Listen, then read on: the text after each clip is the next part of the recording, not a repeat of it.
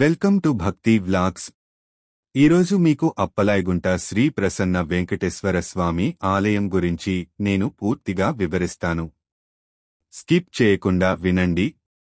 తిరుమల శ్రీ వెంకటేశ్వర స్వామి వారితో ప్రత్యక్షంగా ముడిపడిన అప్పలాయగుంట క్షేత్రం భక్తుల కోరికలు తీర్చే కొండంత దేవుడుగా పేరు పొందింది. ఇక్కడ శ్రీ ప్రసన్న వెంకటేశ్వర స్వామి అభయహస్తంతో కొలువుదీరి భక్తులను అనుగ్రహిస్తున్నారు. ఈ ఆలయం వెనుక ఉన్న చరిత్ర, స్థలపురాణం, ఆలయ నిర్మాణం, విశేషాలు, ఉత్సవాలు మరియు ప్రయాణ వివరాలను ఇక్కడ తెలుసుకుందాం. అప్పలాయగుంట అనే పేరు ఎలా వచ్చిందంటే, పూర్వం అప్పులయ్య అనే భక్తుడు తిరుమల వెళ్తూ ఈ ప్రాంతంలో విశ్రమించాడు. అతను తన ధనసంచిని ఇక్కడ మరిచిపోయి కొంత దూరం వెళ్ళాక గుర్తుకు వచ్చి ఆందోళన చెందాడు. తన ధనం తిరిగి లభిస్తే ఈ ప్రాంతంలో చెరువు తవ్విస్తానని వెంకటేశ్వర స్వామికి మొక్కుకున్నాడు. తిరిగి వచ్చి చూస్తే ధనసంచి అక్కడే ఉండటంతో తన మొక్కు ప్రకారం ఒక చెరువును తవ్వించాడు. అప్పులయ్య తవ్వించిన చెరువు కాబట్టి దీనికి అప్పులయ్యకుంట లేదా అప్పులయ్యగుంట అని పేరు వచ్చి కాలక్రమేణా అప్పలాయగుంటగా మారిందని ఇక్కడి ప్రజలు చెబుతుంటారు. అలానే మరొక ఐతిహ్యం ప్రకారం పూర్వం ఈ ప్రాంతంలో తీవ్రమైన కరువు ఏర్పడి తాగడానికి నీరు కూడా లేని పరిస్థితి ఏర్పడింది. అప్పుడు చెరువును తవ్వించడానికి పనులు ప్రారంభించారు. పనివారికి ఏ రోజు కూలీ ఆ రోజు అప్పులు లేకుండా చెల్లించారు. అప్పులు లేకుండా చెరువు తవ్వించడం వల్ల ఆ చెరువుకు అప్పలాయకుంట అని పేరు వచ్చి ఈ ప్రాంతం కూడా అదే పేరుతో పిలువబడిందని, చివరకు అప్పలాయగుంటగా మారిందని చెబుతారు. అప్పలాయగుంటలో శ్రీ వెంకటేశ్వర స్వామివారు కొలువుదీరడం వెనుక ఒక ఆసక్తికరమైన స్థల పురాణ గాథ ప్రచారంలో ఉంది. అప్పలాయగుంట సమీపంలో ఉన్న కొండలను యోగులకొండ అని పిలుస్తారు.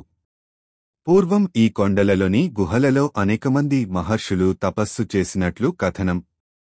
ఈ కొండపైకి ఒకసారి సిద్ధులయ్య అనే సాధువు చేరుకుని శ్రీ వెంకటేశ్వర స్వామిని పూజిస్తూ తపస్సు చేయడం ప్రారంభించాడు. సిద్ధులయ్య తపస్సుకు మెచ్చి శ్రీ వెంకటేశ్వర స్వామి ప్రత్యక్షమై అభయమిస్తూ ఏదైనా వరం కోరుకోమన్నాడు. అప్పుడు సిద్ధులయ్య, స్వామి, మీ దర్శనంతో నా జన్మ ధన్యమైంది.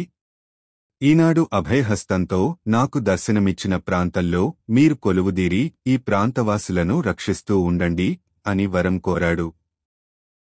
ఆ వరం ప్రకారం అప్పలాయగుంటలో శ్రీ వెంకటేశ్వర స్వామి అభయహస్తంతో కొలువుదీరినట్లు స్థలపురాణం తెలుపుతోంది. ఇప్పుడు ఆలయ నిర్మాణం, దేవతామూర్తులను గురించి తెలుసుకుందాం. అప్పలాయగుంటలోని శ్రీ ప్రసన్న వెంకటేశ్వర స్వామివారి ఆలయం తూర్పు అభిముఖంగా ఉంటుంది.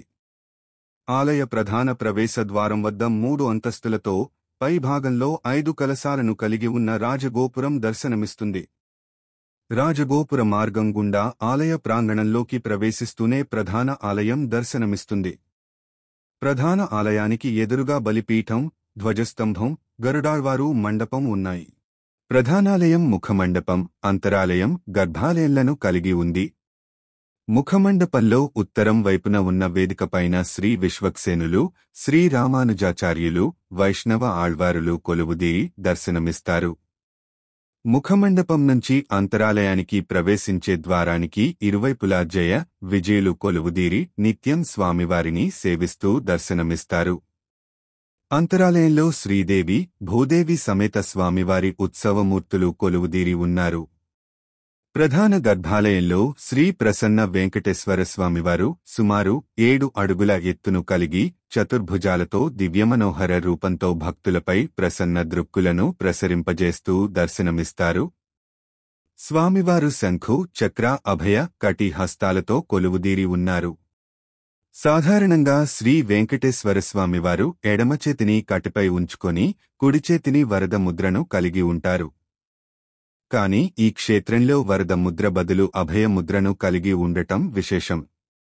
స్వామివారు అభయహస్తంతో ఉండటం వల్ల భక్తులకు అభయమిచ్చి వారి కోరికలను, కష్టాలను, బాధలను తొలగిస్తారని భక్తుల విశ్వాసం.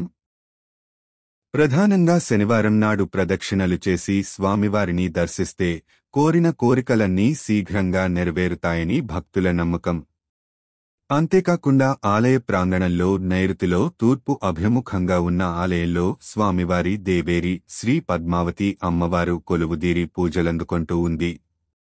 గర్భాలయంలోని అమ్మవారు పద్మంపై ఆసీనురాలై చతుర్భుజాలతో 2 చేతులలో పద్మాలను, మరో 2 చేతులలో అభయ, వరద ముద్రలను ధరించి భక్తులపై కరుణాకటాక్షాలను ప్రసరింపజేస్తూ దర్శనమిస్తుంది. ఆలయ ప్రాంగణంలో వాయువ్యంలో ఉన్న ఆలయంలో శ్రీ గోదాదేవి అమ్మవారు కొలువుదీరి పూజలందుకొంటూ ఉంది. శ్రీ ప్రసన్న వెంకటేశ్వరస్వామి ఆలయానికి ముందువైపున ఇటీవలి కాలంలో నిర్మింపబడిన పుష్కరిణి ఉంది. ప్రధాన ఆలయానికి ఎదురుగా శ్రీ ప్రసన్న ఆంజనేయ స్వామివారి ఆలయం ఉంది. ఇప్పుడు ఆలయ చరిత్ర గురించి తెలుసుకుందాం. అప్పలాయగుంట ఆలయం సుమారు 1000 సంవత్సరాల నుంచి పూజలందుకొంటూ ఉన్నట్లు చెప్పబడుతోంది. తిరుమల, నారాయణవనాలలో ఆలయాలను నిర్మింపజేసిన ఆకాశరాజు వంశపాలకులే ఈ ఆలయాన్ని నిర్మింపచేశారు. తరువాతి కాలంలో వారి వంశస్థులు కార్వేటినగరాన్ని పరిపాలించిన రాజులలో 1750 ప్రాంతంలో వెంకట పెరుమాళాజు ఆలయాన్ని జీర్ణోద్ధరణ చేయడంతో పాటు దానధర్మాలు చేశాడు. కార్వేటినగర ఆస్థానంలో కవిగా ఉన్న సారంగపాణి ఈ స్వామిపై కీర్తనలు రచించాడు. 1988వ సంవత్సరంలో ఆలయ నిర్వహణ బాధ్యతలను టీటీడీ వారు చేపట్టారు. ఇటీవలి కాలంలో ఆలయ ప్రధాన ప్రవేశద్వారంపైన రాజగోపురాన్ని నిర్మించారు. ఇప్పుడు ఆలయంలో జరిగే ఉత్సవాలు, విశేషమైన పర్వదినాల గురించి తెలుసుకుందాం.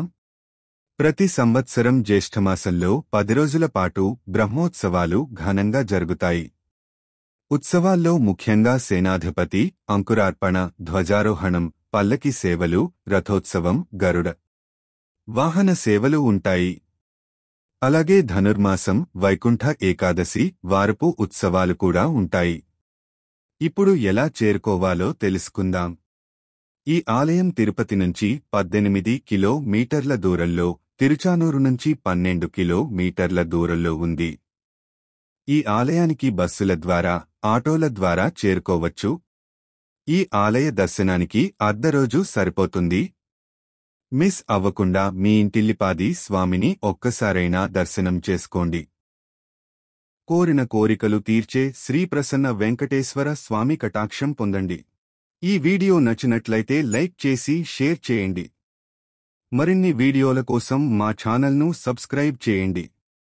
నేను కూడా మీ ఇష్టకామ్యాలు నెరవేరాలని అప్పలాయగుంట శ్రీ ప్రసన్న వెంకటేశ్వర స్వామిని మనస్ఫూర్తిగా కోరుకుంటూ మా వీడియోను వీక్షించినందుకు ధన్యవాదములు.